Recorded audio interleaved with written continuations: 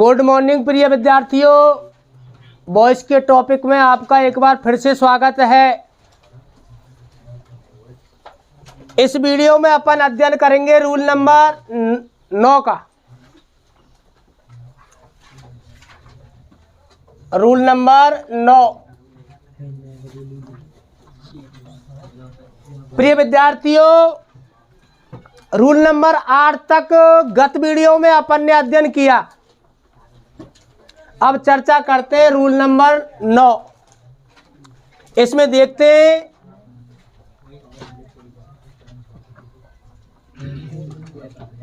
यदि active voice का वाक्य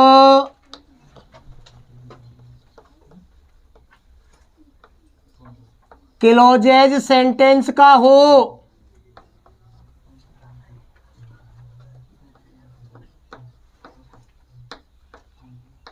तो कर्ता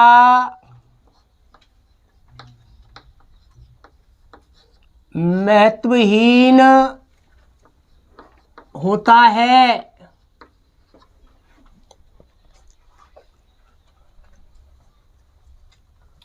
और कर्ता के बाद फील से थिंक विश वांट बिलीव जैसी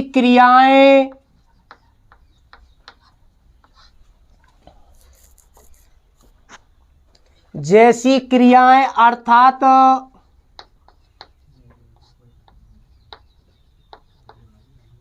उद्देश्य को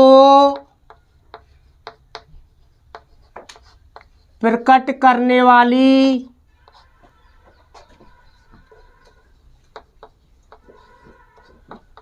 क्रियाएं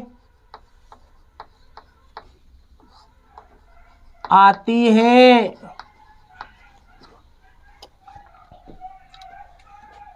ऐसे वाक्यों में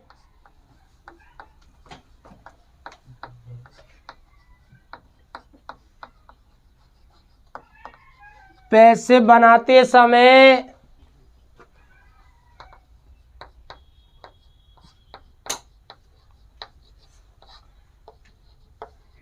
कर्ता रूप में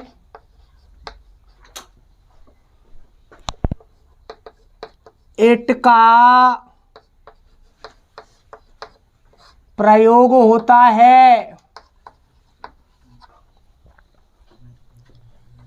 तथा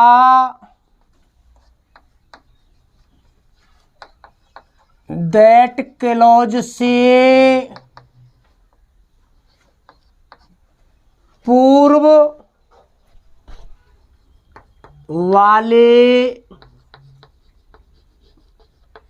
क्लॉज की ही पैसिव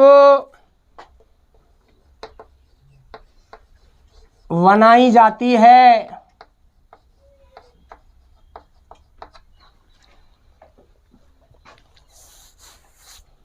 प्रिय विद्यार्थियों, रूल नंबर 9 चल रहा है अपन का, और रूल नंबर 9 की बात करें तो एक्टिव वॉइस का वाक्य कैसा होगा? क्लोज सेंटेंस वाला। और ऐसे वाक्यों में कर्ता आएगा महत्वहीन, जिनको पैसिव वॉइस में नहीं लिखा जाएगा। और कर्ता के बाद ये क्रियाएं आएंगी, जैसे फील है, से है, थिंक है, विश है, वांट है, बिलीव है। ऐसी उद्देश्य प्रकट करने वाली क्रियाएं आएंगी। ऐसे वाक्यों में पैसे बनाते समय कर्ता के रूप में इट का प्रयोग करना होता है। लेकिन एक बात इसमें जो महत्वपूर्ण है, दैट क्लॉज से पूर्व वाले क्लॉज की ही पैसिव वॉइस बनाई जाती है। दैट वाले क्लॉज को ज्यों का त्यों लिख दिया जाता है। प्रिय विद्यार्थियों, अब नंबर आता है एग्जाम्पल का। एग्जाम्पल की चर्चा करते हैं।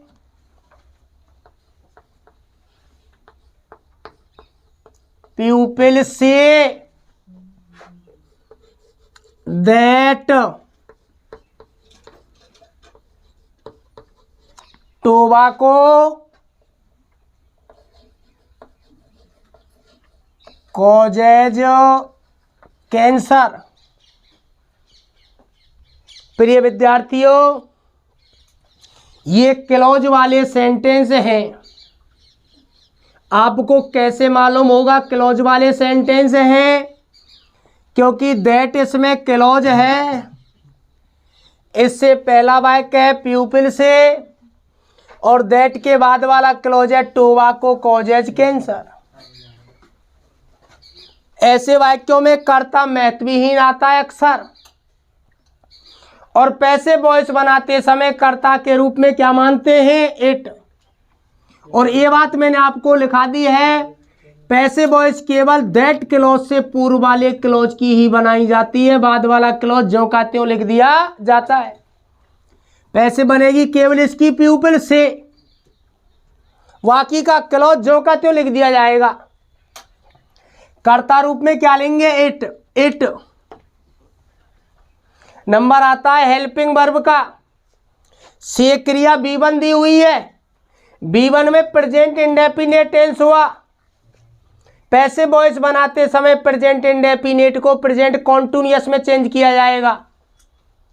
इट के साथ प्रेजेंट कॉन्टिन्यूअस की इज MR में से इट के साथ लगेगी इज। नंबर आएगा वर्ब की थर्ड फॉर्म का। से की थर्ड फॉर्म क्या बनेगी? सैड। से सैड सैड। प्यूपिल अनइम्पोर्टेंट सब्जेक्ट है, इसको लिखा नहीं जाएगा, बाकी का क्लॉज रह गया, उसको जो का त्यों आप उतार दो। That tobacco causes cancer. प्रिय विद्यार्थियों, प्यूपिल से दैट टोबैको कॉजेज कैंसर की पैसिव वॉइस बनी it is said that tobacco causes cancer. Next example की चर्चा करते हैं। They said that English is an international language.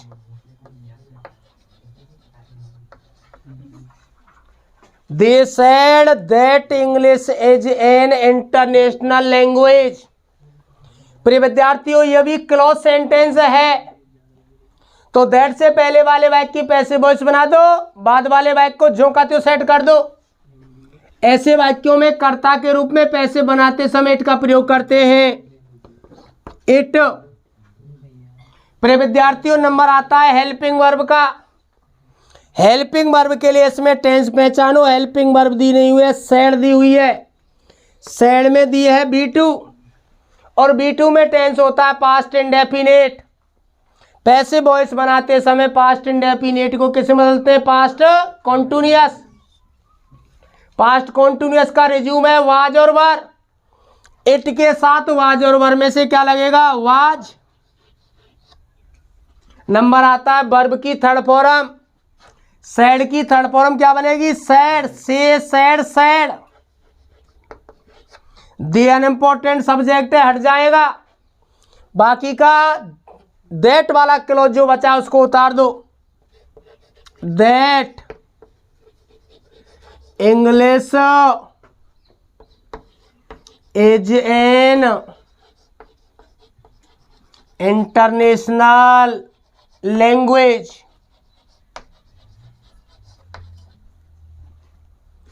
प्रिय विद्यार्थियों, they said that English is an international language. इसकी passive बनी it was said that English is an international language.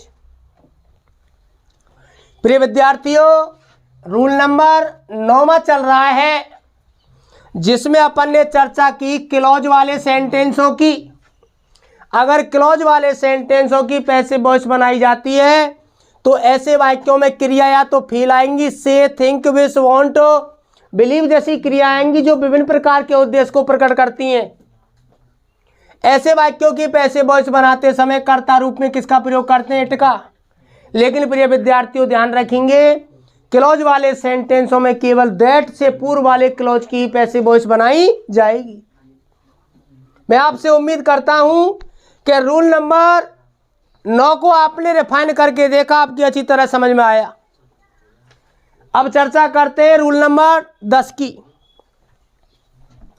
प्रिय विद्यार्थियों, रूल नंबर 10,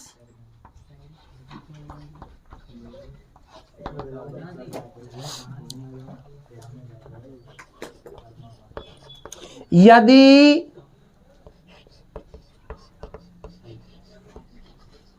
एक्टिव के वाक्य में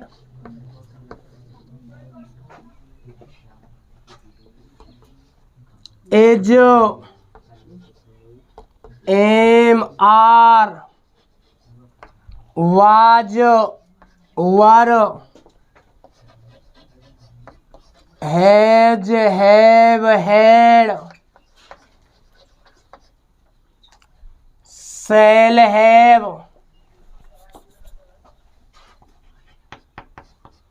will have plus 2 plus MB1 आती है तो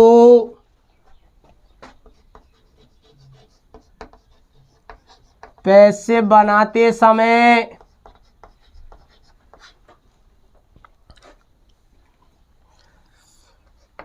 as, am, are, was, were, has, have, had, shall have, will have, to be plus MB3 का प्रयोग करना होता है। प्रिय विद्यार्थियों, रूल नंबर 10 कह रहा है, यदि एक्टिव के वाक्य में is, am, are, was, were, has, have, had, shall have, will have plus 2 plus MB1 आती है तो पैसिव वॉइस बनाते समय is, are, am, was, were, has, have, had, shall have, will have plus 2 plus MB1 के साथ आपको 2B plus MB3 का प्रयोग करना होता है। प्रिय विद्यार्थियों, पैटर्न की चर्चा करते हैं। इसका पैटर्न ऑब्जेक्ट का subject plus helping verb plus 2B plus B3 plus other plus Y plus subject का ऑब्जेक्ट। ये पैटर्न आपको काम में लेना है। ऑब्जेक्ट का सब्जेक्ट बनाना है, हेल्पिंग वर्ब जिस जोड़े की दी हुई है उसी जोड़े की लिखनी है। यदि एजेएमआर वाला जोड़ा है तो एजेएमआर में से लिखो, वाजवर वाला जोड़ा है तो वाजवर में से लिखो, हैजेब का जोड़ा है तो हैजेब में से, हेड का है तो हेड में से, शैल हैव और विल हैव का है तो शैल हैव विल हैव में से। उसके बाद टू बी लगाना है आपको। टू बी के बाद वर्ब की थर्ड फॉर्म, उसके बाद अदर, अदर के बाद वाई प्लस सब्जेक्ट का ऑब्जेक्ट। आइए चर्चा करते हैं एग्जाम्पल की। I am to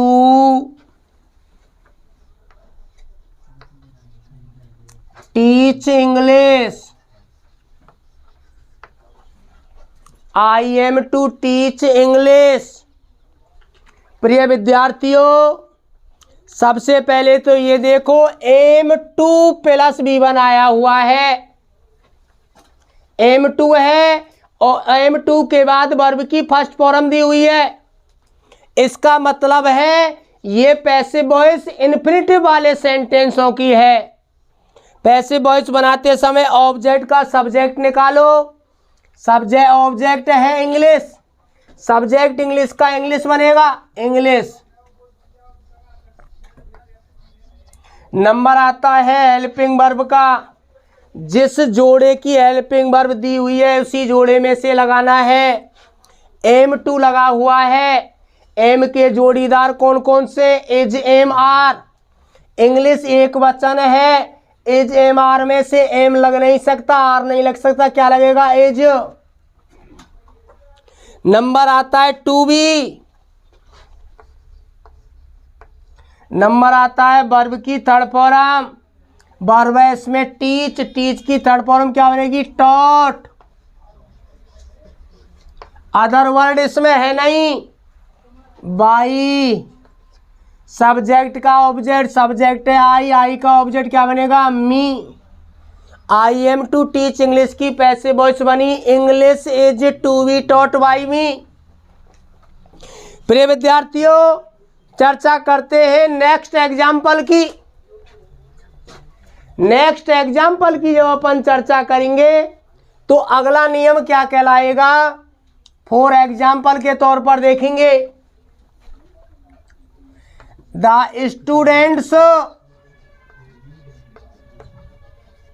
were to take T.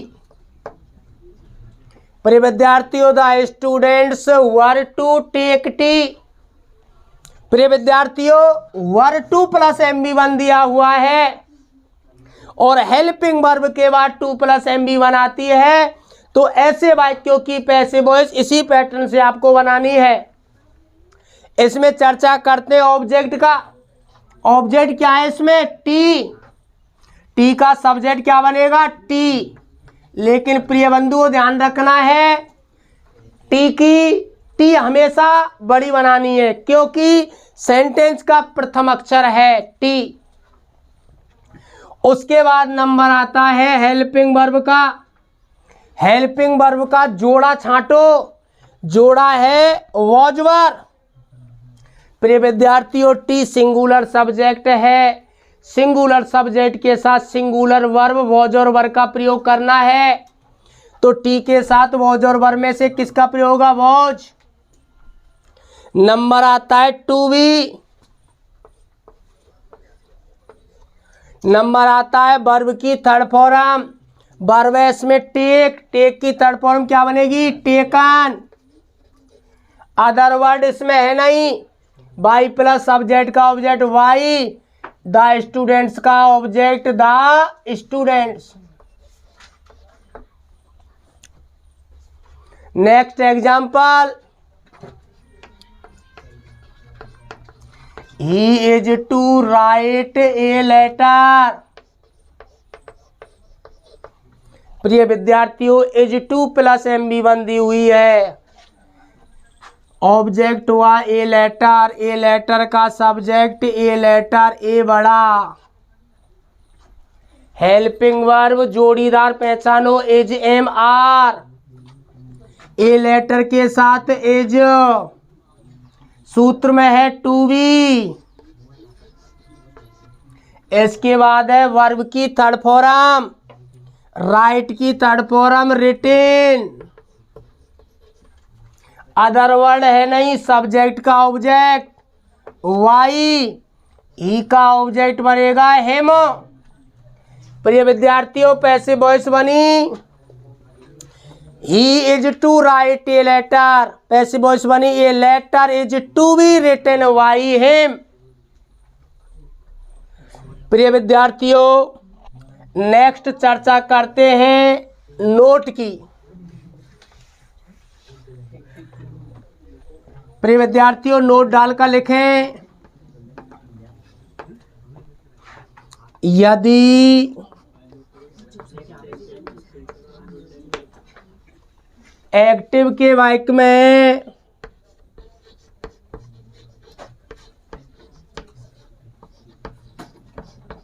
एजेएम are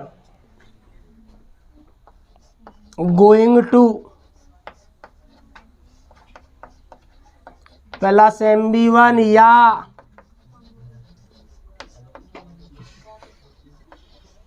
was were going to plus MB1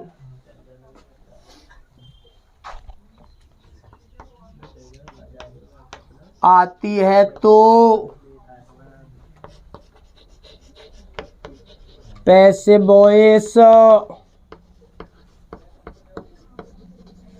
उपरोक्त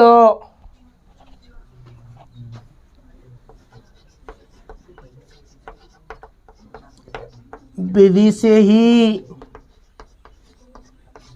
बनाया जाएगा। प्रिय विद्यार्थियों, एजेएमआर के साथ गोइंग टू आता है या टू के बाद MB1 आती है या वाजवर गोइंग टू प्लस MB1 आती है तो पैसिव वॉइस जो अभी आपने सूत्र पढ़ा था उपरोक्त उसी सूत्र से बनाई जाएगी। चर्चा करते हैं एग्जाम्पल की। अली इज गोइंग टू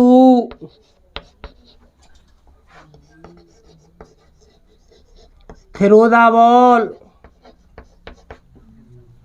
प्रिय विद्यार्थियों, is going to plus MB1 दी हुई है, पैसिव वॉइस बनानी है। ऑब्जेक्ट लो द बॉल, सब्जेक्ट बनेगा द बॉल। हेल्पिंग वर्ब कौन से जोड़े की है? एजेएमआर गोइंग टू वाली। तो एजेएमआर गोइंग को जो का तो लिख दो, बॉल एक वचन है, एज गोइंग। उसके बाद सूत्र में है टू बी। उसके बाद वर्ब की third form throw, threw, thrown. उसके बाद अदर वर्ड इसमें है नहीं, वाई प्लस सब्जेक्ट का ऑब्जेक्ट वाई, अली का ऑब्जेक्ट अली बनेगा। Next example,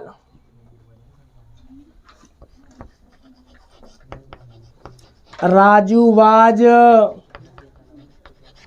going to leave the class. प्रिय विद्यार्थियों, इसमें वाज गोइंग टू लीव दे रखा है, ऑब्जेक्ट है द क्लास, सब्जेक्ट बनेगा द क्लास। जोड़ा है was were going to, class के साथ वाज गोइंग टू। उसके बाद सूत्र में है टू बी। टू बी के बाद वर्ब की थर्ड फॉर्म, लीव की third form left.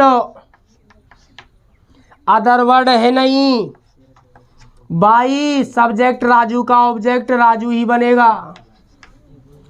Passive voice बनी, Ali is going to throw the ball, the ball is going to be thrown by Ali.